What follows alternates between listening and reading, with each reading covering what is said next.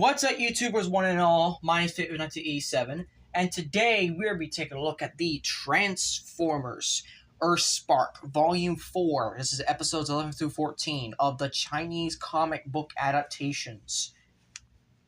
Which means I can't understand the shit, but at least I can basically get the general gist because I have watched these episodes before. All 26. All reactions are up on YouTube. I'll bait the fact that maybe one day I'll just go back and drop a secret link where I'm actually have the video in the corner. But other than that, let's get into it. Let's get right into it with episode 11.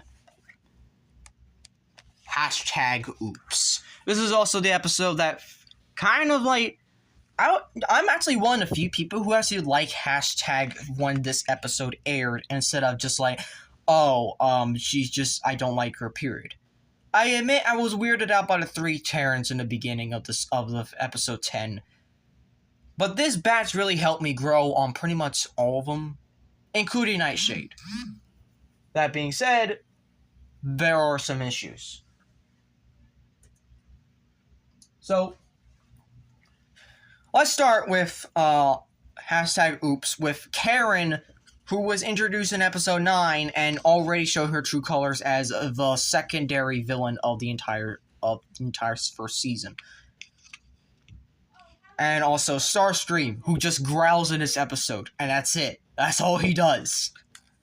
Then we get, is kind of insufferable at first, I'm gonna admit. She is a little insufferable, but she gets better throughout the episode. And also a hint that Bumblebee did used to be a Volkswagen, so... That was not the right one. That was not the right thing. Fine. Anyways, so, Twitch offers to just go and take, # out for alt mode scanning. And then... Nightshade's like, hey, you and Thrash are going to, Nightshade's like to Bumblebee, you and Thrash are going to help me do something big for the bots. And I'm like, this is where I'm already having problems with Nightshade. How the hell do they know how to do all this shit with so little freaking time passed? It's so weird. It's so weird. Anyways, so, they go and find an alt mode in the town. Unluckily enough, it's the ghost van, and then we got these 3, which I kind of like these 3 to be honest, but like whatever. Nightshade finds out about Fluffy Ears, and I'm like, okay, let's do something great. Let's and then they're just like hijinks on the road, and then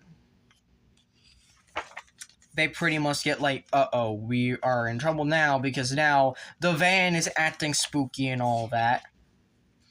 #'s tapping into some new powers, which is like getting everyone frazzled. And then #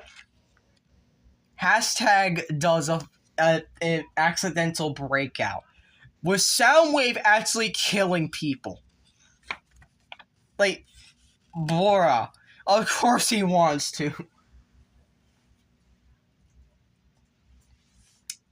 Then we got Bumblebee and Twitch going in to save #.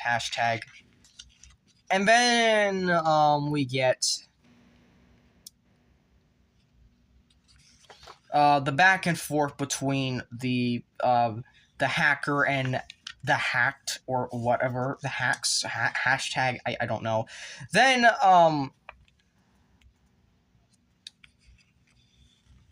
there's a whole bunch of scrap going on. The power goes out. Twitch and # reunite Bumblebee, and then they have to do a freaking jailbreak because there's Insecticons. This is the only episode where Insecticons are semi-relevant. Never again after this, really. And then we also get more stuff with Soundwave and just like, don't look, kids, just don't look. And then Skullcruncher, who's been tortured, he just wants to fucking break out.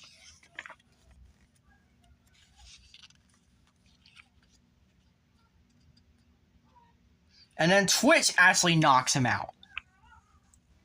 Or, how the hell did they not get caught? How the hell did I not get caught? I'm really wondering. It's so weird. It's so very weird. Anyways, and ends up Nightshade ends up making a dugout, and yeah, this is their new base for pretty much the rest of the series, hands down. This is their new base. So we got episode 12, which is just kind of a Jawbreaker's episode, but also mixed with hashtag because it feels like she didn't get enough characterization last episode. Which, you know what, that is true. Nightshade's gonna get more next episode, but for now this is mainly Jawbreaker's episode. And this is basically where he's like trying to figure out what's his alt mode, but henceforth the name Outtakes for the camera, because this is mainly a camera-based episode. Also, it's just there's a bunch of scrap, and then on top of that the camera messes up, and just they go to the wreckage. They go to the docks. They go to the wreck docks with the big boat and everything. It's like, Jesus Christ.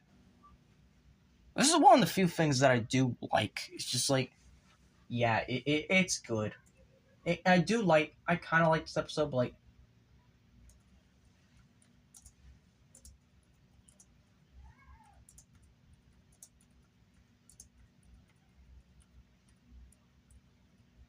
I don't know. It's just weird. Anyways, what do we get here?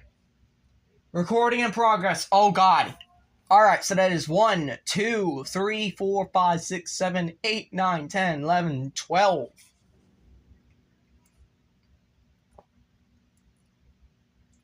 Alright, so he's collected 12 figures. Only 12 so far this year. That's not that bad, to be honest. Like, I was expecting more. But, anyways, here we go with this, all this. So anyways, we got Megatron's alt mode story, which was adapted by TFI Creations into the short film known as Cyber Alliance. I kind of wish he did another Earthspark film, but to be honest, I think the time for Earthspark has officially passed. I'm not gonna lie.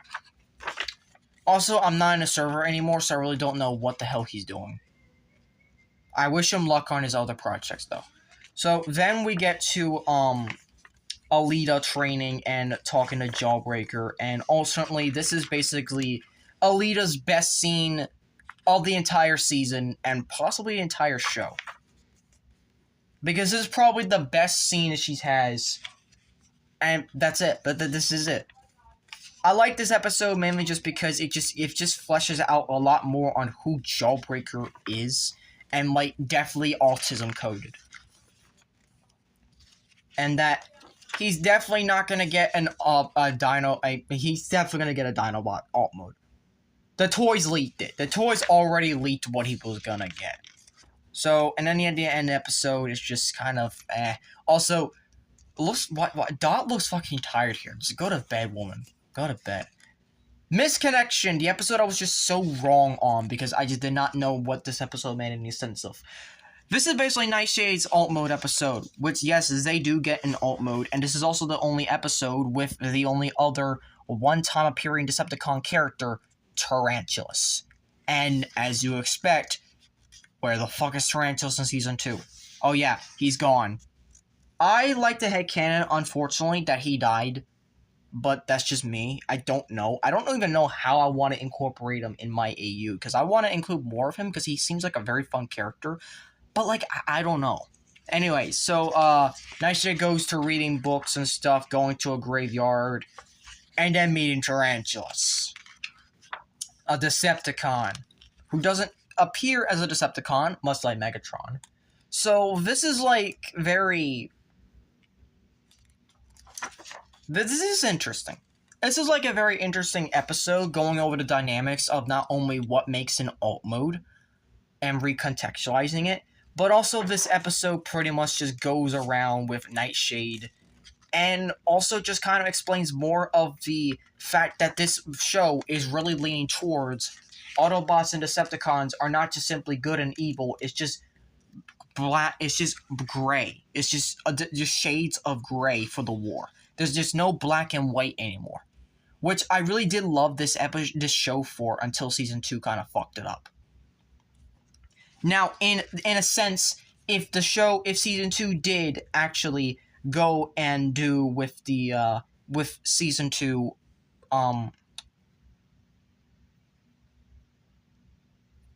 Uh,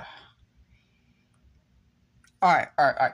If season 2 did go with the Decepticon angle, Adapticon being bad angle, I would go with a second faction of Decepticon being bad, and the first faction being the ones that we all know and like, being mostly good. Maybe Shockwave actually turns around. Who knows? I don't know.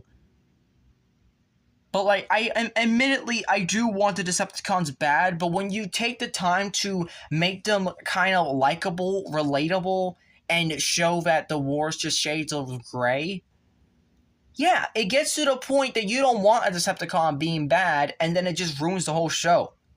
Understandably, yes, some Decepticons have to be bad. I kind of want a show where it's just purely bad guys again. Because it is kind of getting to the point that we're getting too many redemption shit here and there. Now, likable Decepticons that are also villains, I mean, Transformers Robots in Disguise did that correctly. I'm not going to lie. They also worked together briefly, quite a few times.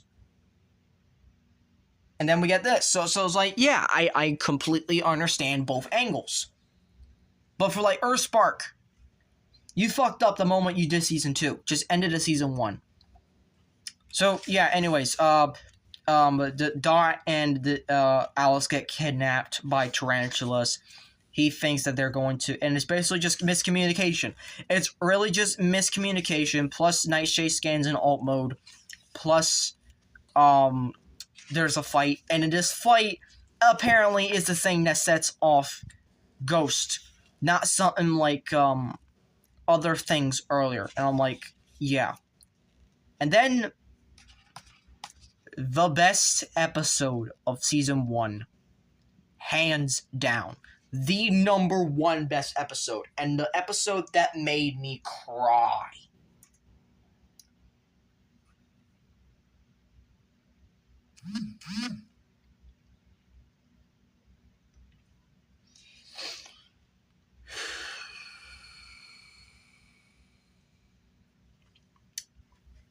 This episode is Security Protocols. This is also the episode that introduced a basically almost confirmed ship between Bumblebee and, well, yeah. It's this episode is just very, there's a lot of racing, there's arguing, there's, oh, you're banished to the to the dugout, then you're locked in, and then Bumblebee's locked out, and then Ghost comes in, and then they're looking for Bumblebee. Bumblebee's looking for Breakdown, and they're locked in for 10 hours. And you can't override it. And then you didn't even build an escape way.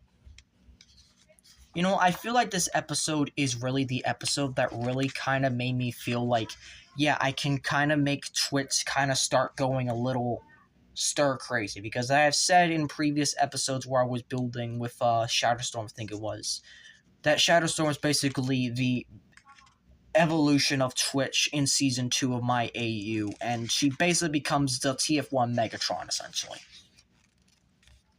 Good intentions, but the bad ways to do it turn out bad. It's just, yeah, it's just a bunch of scrap. But anyways, we get Breakdown and Bumblebee. We get their race that they're gonna do. And then we get basically the scene where Twitch just basically lays out why exactly she does the thing she does. Why she's so upfront and trying to push her team to be the best, to be prepared for anything, is because they were not prepared for Bumblebee missing, essentially. And she doesn't know what to do if she lost any one of them on their watch. Which, ironically, that just happens in this episode. That literally happens this episode. They really just twist the gun and say, yeah. And then, Dot just, like, comes in and is like, yeah. And then there's, like, scanning. There's Breakdown being found out. There's a whole fight. Bumblebee's like, fine, I'll leave you behind. But then there's shit going on, and people are going to die. And then Bumblebee just comes to rescue them. But then this is where I'm really just thrown off.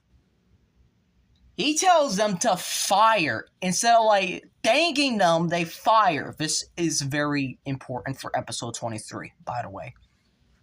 And they basically watch the news.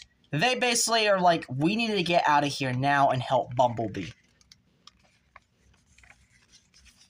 Bumblebee and Breakdown both work together, but only one of them are going to survive. And it's not Breakdown. And this right here, this scene is just the pinnacle of everything that would go wrong, did go wrong.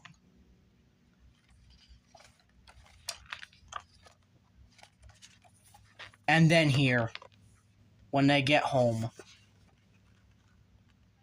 Twitch breaking down was something I never thought I would see in this show.